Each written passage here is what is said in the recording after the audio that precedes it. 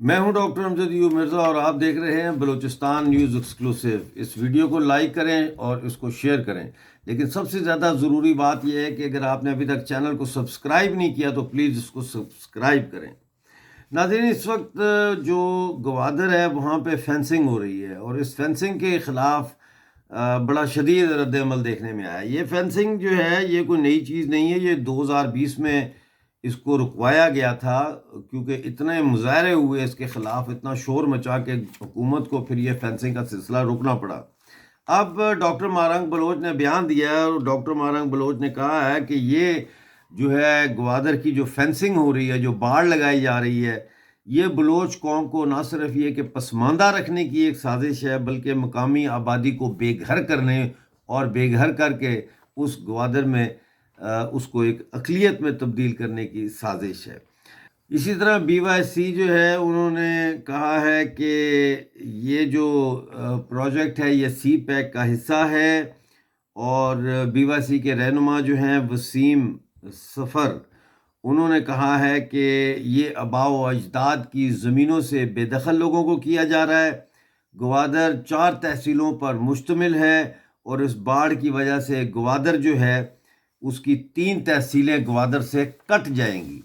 اس کے علاوہ آج جو ہے وہ جعفر خان مندوخیل نے بلوچستان کے گورنر کا حلف لیا ہے۔ یہ 24ویں گورنر ہیں۔ ان کا تعلق پاکستان مسلم لیگ نون سے ہے۔ ان کے بارے میں تھوڑی سی انفارمیشن آپ کو دے دوں کہ یہ پیدائش ان کی 26 دسمبر 1956 کی ہے۔ کوئٹہ میں پیدا ہوئے، سینٹ فرانسس گرامر اسکول سے انہوں نے میٹرک کیا، بلوچستان یونیورسٹی سے ماسٹر کیا۔ 1974 میں یہ سیاست میں داخل ہوئے ایز اے اسٹوڈنٹ اور مسلم اسٹوڈنٹ فیڈریشن کے صدر بن گئے۔ 1988 میں ذوب سے انہوں نے پی ایم ایل کیو کے ٹکٹ پر الیکشن لڑا۔ 1990 سے لے کے 1993 تک یہ وزیر تعلیم رہے، 1993 سے 1996 تک یہ وزیر خزانہ رہے، 1977 سے لے کے 1999 تک یہ وزیر داخلہ رہے۔ 2002 میں یہ پی ایم ایل کیو سے پاکستان مسلم لیگ قائد اعظم سے انہوں نے الیکشن لڑا اور جیت گئے۔ 2013 میں الیکشن جیتنے پر ان کو 3 محکمے اکٹھے دے دیے گئے۔ ایک تھا بورڈ آف ریونیو، مال بنانے والا، دوسرا ایکسائز، وہ بھی مال بنانے والا، اور تیسرا ٹرانسپورٹ، وہ بھی مال بنانے والا۔ یہ محکمے ان کے حوالے کیے گئے۔ 2018 میں باپ پارٹی کے مٹھا خان سے یہ شکست کھا گئے۔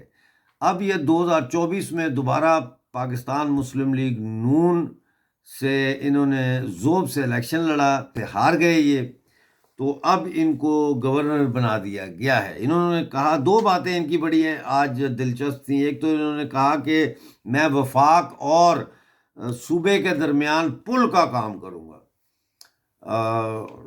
تو اس کا مطلب ہے کہ میں سہولت کار ہوں، میں اپنا سہولت کاری کا جو کام ہے وہ جاری رکھوں گا۔ بیسیکلی اس بیان کا اگر تشریح کریں، تفسیر اس کی بیان کریں تو یہی ہے۔ دوسرا، جب ان سے سوال کیا گیا گوادر فینسنگ کے حوالے سے تو انہوں نے کہا مجھے تو اس کا کچھ پتہ ہی نہیں ہے۔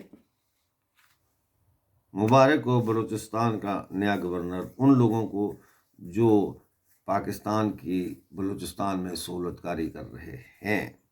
دیکھتے رہیے بلوچستان نیوز ایکسکلوسیو۔ ملتے ہیں اگلی ویڈیو میں۔ خدا حافظ۔